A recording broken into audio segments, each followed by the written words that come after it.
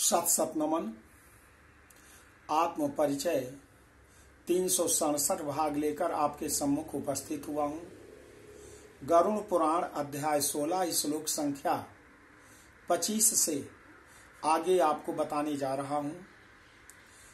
मनुष्य को तत्व ज्ञान का अभ्यास करना चाहिए। मानव शरीर प्राप्त करके तत्व ज्ञान का अभ्यास करने से ही मोक्ष की प्राप्ति होती है। सर्वप्रथम माता भगवती के लिए शंखध्वनि।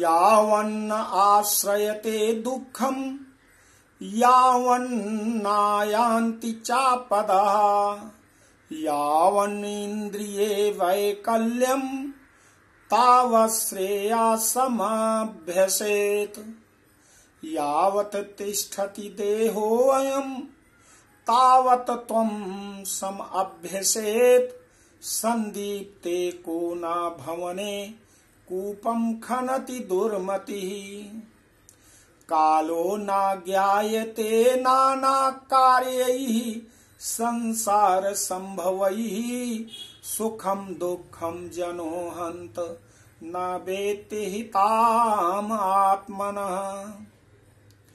जब तक दुख प्राप्त नहीं होता है, जब तक आपत्तियां घेर नहीं लेती हैं और जब तक इंद्रियों में वैकल्य शिथिलता नहीं आ जाती, तब तक श्रेय प्राप्ति के लिए अभ्यास करना चाहिए। जब तक यह शरीर है तभी तक तत्व ज्ञान का अभ्यास हो सकता है। भवन में आग लग जाने पर कौन ऐसा दुर्बुद्धि मनुष्य है जो कुआं खोदना प्रारंभ करता है। बहुविध सांसारिक कार्य प्रपंचों में व्यस्त रहने के कारण काल का ज्ञान नहीं होता है। यह दुख की बात है कि मनुष्य अपने सुख दुख और हित की बात नहीं समझता है।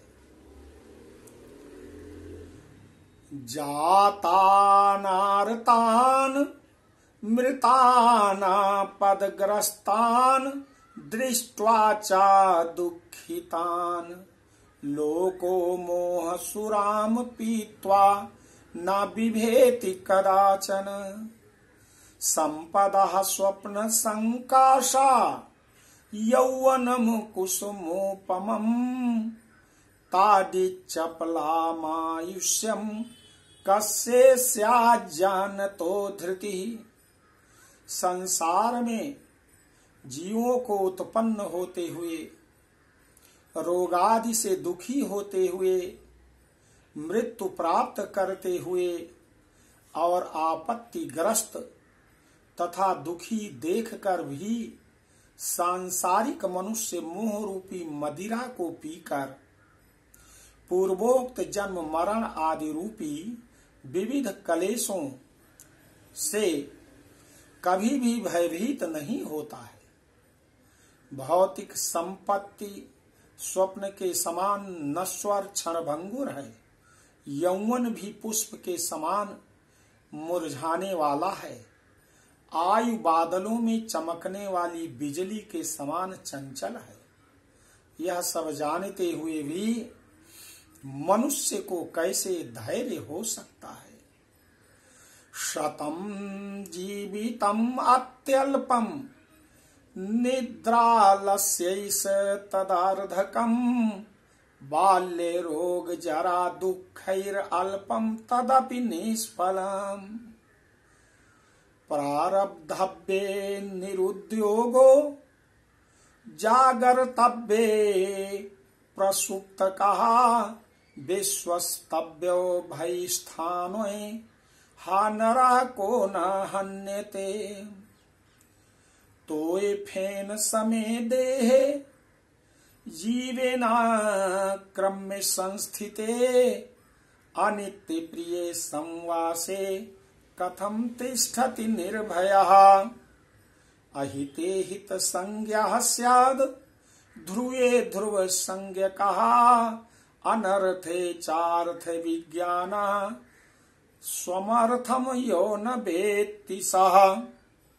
एक तो मनुष्य की 100 वर्ष की आयु बहुत थोड़ी है, उसमें भी निद्रा और आलस्य के वशीभूत होकर उसका आधा भाग बीत जाता है, और जो शेष है वह भी बाल्यावस्था, रोग और जरा में होने वाले दुख से चला जाता है, और जो थोड़ा बचा वह भी निष्फल ही बीत जाता है।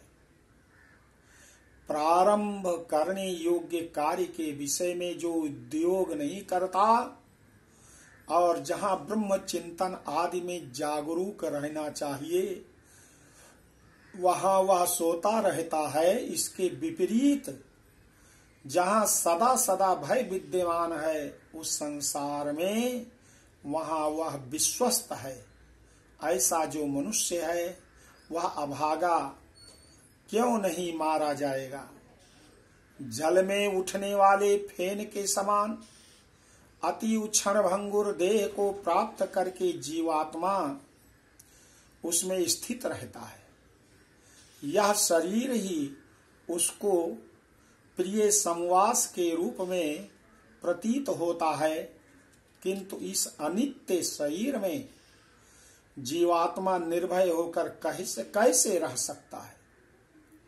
जो अहित करने वाले विषय भोगों में ही हित बुद्धि रखता है तथा अनिश्चित पुत्र कलत्र देह गेहादि को स्थायी समझता है और भौतिक धन संपत्ति आदि अनर्थकारी वस्तुओं में जो अर्थ बुद्धि रखता है वह अपने परमार्थ को नहीं जानता है। पश्यन्नपि प्रस्खलति शृण्वन्नपि ना बुद्धयति पठन्नपि न जानाति देव माया विमोहितः सन्निमज्जगदिदं गंभीरे काल सागरे मृत्युरोग जरा ग्राहैर्न कश्चिदपि बुध्यते प्रतिक्षणमयं कालः क्षीयमाणो न लक्ष्यते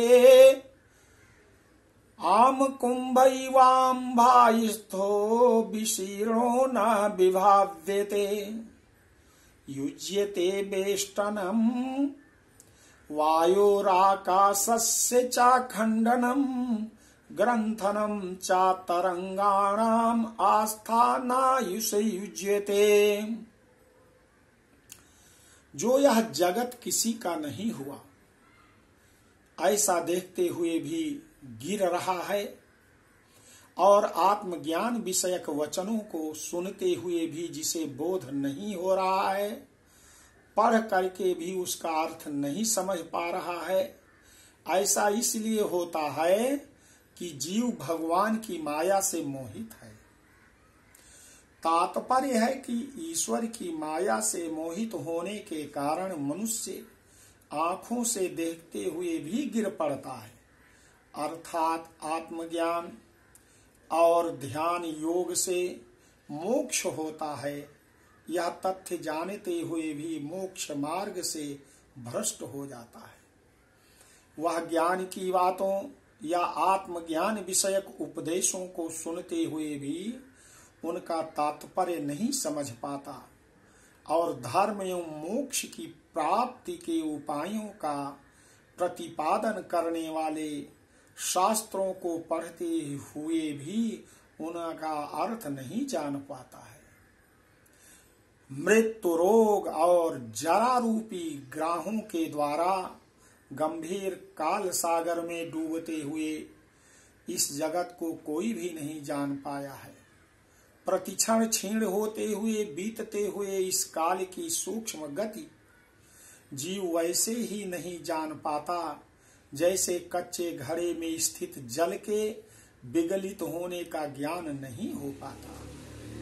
कदाचित वायु का बांधना संभव हो सकता है, आकाश को खंड खंड करने की और तरंगों के गुंफन की कल्पना भी संभव हो सकती है, परंतु आयु के शाश्वत होने की आस्था कथमपि संभव नहीं हो सकती। आपने गरुड़ पुराण अध्याय 16 के श्लोक संख्या 37 तक सुना है। इसके आगे अगले परिच्छेद में आप सुनेंगे। बोलो आदि शक्ति माता भगवती की जय।